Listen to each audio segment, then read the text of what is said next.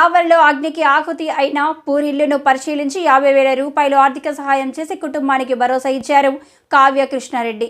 నెల్లూరు జిల్లా కావలి వెంకలరావు నగర్ 18వ వార్డు జంగాల కాలనీలో మంగళవారం రాత్రి దీపం వెలిగించి గుడికి వెళ్లిన దద్దు వరలక్ష్మి తిరిగి ఇంటికి వచ్చేసరికి దీపం అంటుకొని ఇల్లు మొత్తం పూర్తిగా కాలిపోవడం జరిగింది.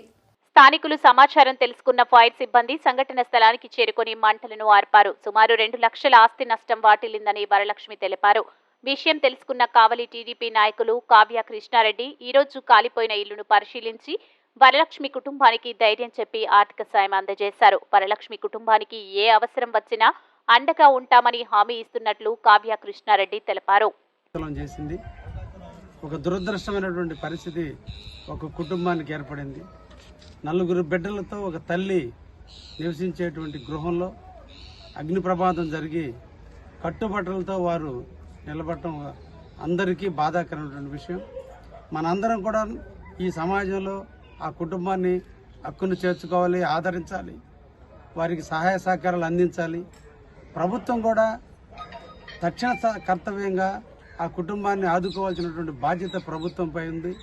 కానీ దురదృష్టకరం, ఒక పేద కుటుంబం అగ్ని ప్రమాదానికి బలయ్యి ఈరోజు నిరాశ స్థితిలో ఈరోజు ఉంటే ఏ ఒక్క ప్రభుత్వ అధికారి కానీ, మండల తహసీల్దారులు కానీ, ఆర్డీఓ గారు కానీ వచ్చి తక్షణ సహాయం చేయకపోవడం చాలా దురదృష్టమైనటువంటి పరిస్థితి. ఇంక ఎప్పుడు అధికారులు పేదవారికి స్పందిస్తారో అర్థం కాలేదు.